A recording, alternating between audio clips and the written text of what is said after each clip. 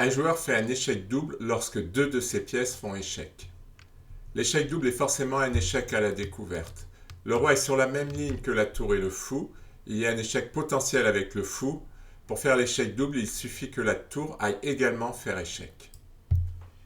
La tour fait échec, le fou aussi. La seule possibilité de se défendre contre un échec double est de bouger le roi. La tour ne peut pas s'interposer car il y aurait toujours échec avec la tour. Le roi ne peut pas s'enfuir sur cette case, il y a la tour, et ici il y a le fou, il y a échec et mat. La tour et le cavalier sont sur la même ligne que le roi blanc bloque le roi. On va pouvoir faire un échec double, le cavalier vient en B7, le roi ne peut pas s'enfuir puisqu'il est bloqué par le roi et par la tour. Le fou ne peut pas prendre le cavalier puisqu'il y aurait toujours échec, et le fou ne peut pas se mettre devant son roi pour le protéger puisqu'il y aurait toujours échec avec le cavalier. La tour et le fou sont sur la même ligne que le roi. On peut mettre le roi en F6 sans craindre d'être pris par le cavalier, puisqu'il y aurait toujours échec avec la tour. Le roi ne peut pas s'enfuir. Il y a échec et mat.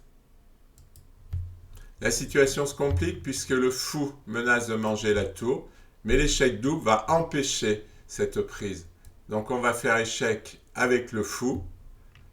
Échec double. Le fou noir n'a pas le droit de prendre la tour. Il y a échec et mat. La présence de pièces noires semble compliquer l'action des blancs, mais en fait non.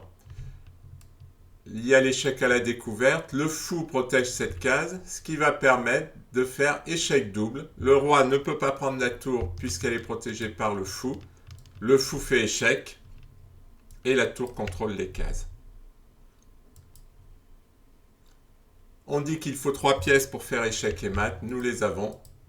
Et en plus, nous avons un échec double. Que demander de plus? Le fou bloque le roi. Nous allons faire un mat de Boden, c'est-à-dire le mat de Boden, c'est le mat avec les deux fous qui se croisent. Et la tour fait échec.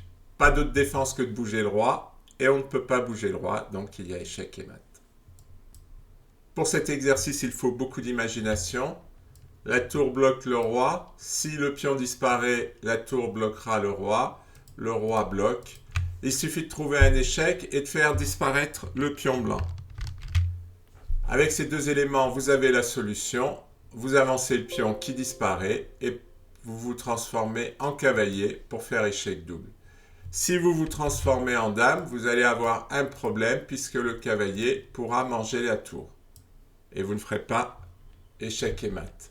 Donc la bonne solution, c'est la sous-promotion, c'est-à-dire la transformation en une pièce moins forte que la dame, qui va vous permettre de faire l'échec double, et ce qui fait que ni le cavalier ni la tour ne peuvent être pris, puisque si ce n'est pas le cavalier qui fait échec, ce sera la tour, et si ce n'est pas la tour, c'est le cavalier.